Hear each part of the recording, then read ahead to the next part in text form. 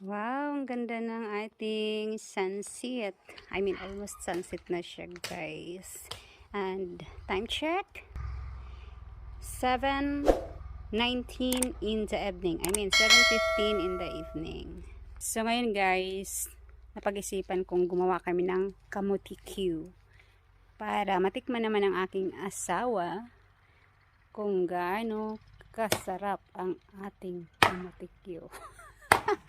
Kasing sarap ko. Charot! So, yung asawa kong masipag, no? Nagano siya ng kahoy. Ayan, si Darling.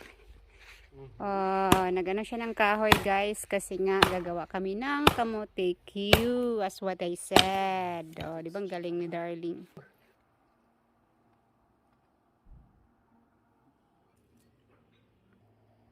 So, ito yung aking mga bulaklak. Ayan po.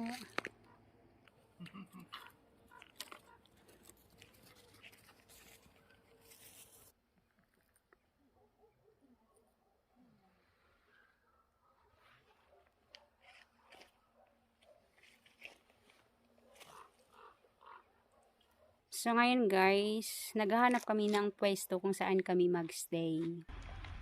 Sunset na guys. See? So, first natin gagawin is hugasan natin tong kamote. At, syempre, babalatan natin bago tayo magluto, okay?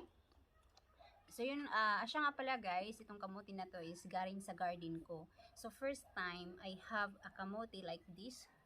Grabing laki niya guys. Kalahating kilo more than ito. So, the fire stove, I wash a little bit. So this is washing Yan. first. See? Busot to.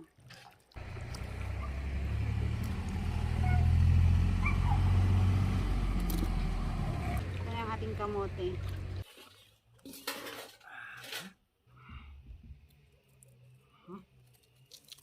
Сайбочи са принда ната. Nagkat kong kamote. Asa? So guys, this is yung snake.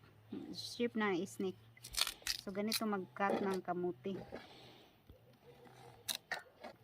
Tapos to love, you want to test? Okay, comfortable. Tamis. Try pa.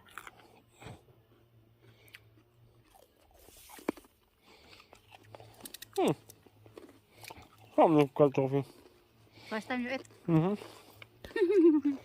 Gata. That's sweet. Can take a fire.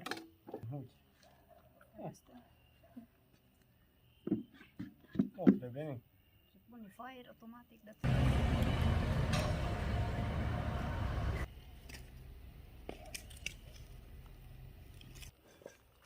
You're hungry, mommy?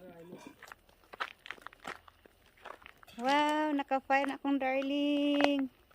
Ay, wag kang tumae dyan ha. Upo lang, mami ha. Upo lang. Sarap din magtambay sa labas, presko. Okay na rin magkaganito ka.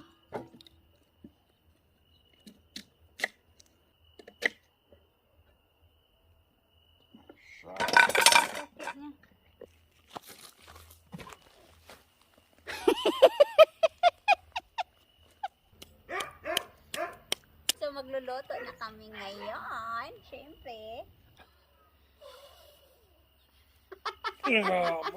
Сидите, фу, мне и да собак. That's funny. Sarasa da.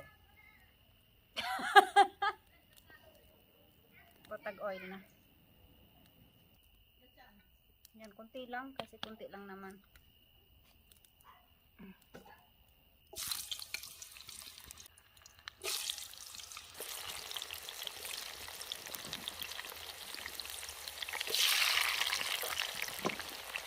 Ubos ko na lahat to.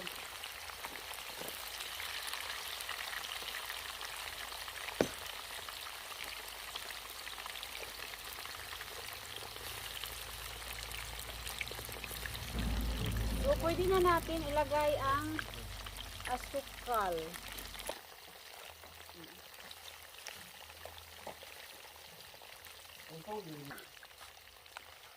Oh.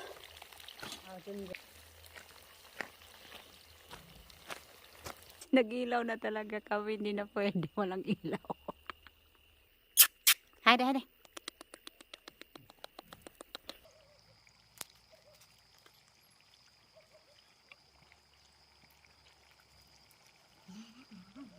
Wow, hapit na. Para malapit.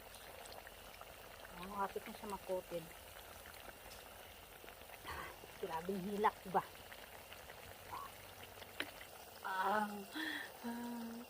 Inaway ako ng asawa ko dahil sa karamutikyo.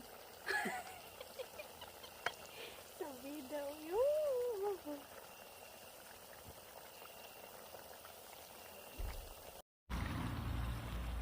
So guys, ang ating kamotikyo is almost. So diba, bongga kaming dalawa.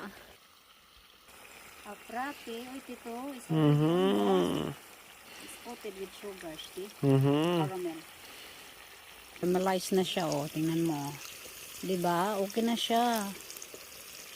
Pwede na. Konting asukal lang nilagay ko, eh. See?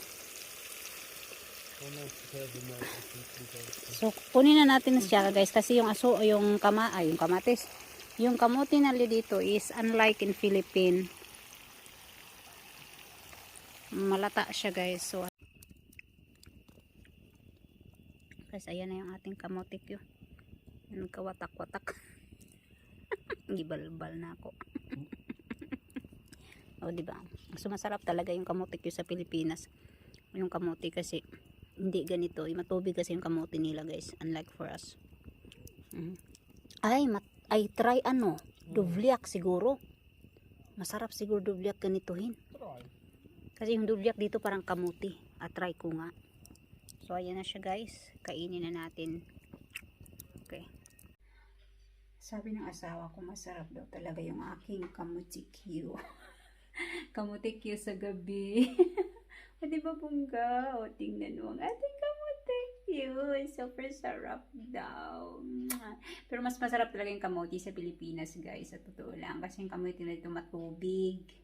Yeah, matubig yung kamote nila. But, okay na rin. Masarap din naman. Kamutikyo din naman ang lasa. So, ngayon guys, patuloy namin yung aming banding ng aking asawa sa labas. So, nagluto lang muna ako ng pagkain dito sa loob. Tapos, salu-saluhan na namin yung aming food doon sa labas. So, see you then there outside.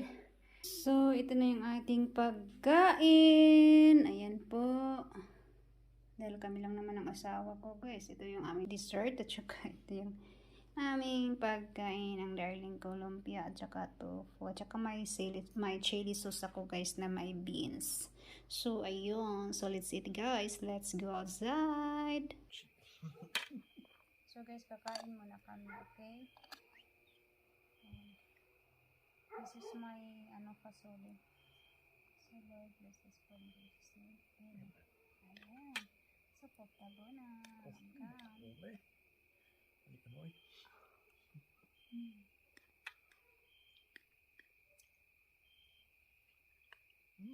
That's new change.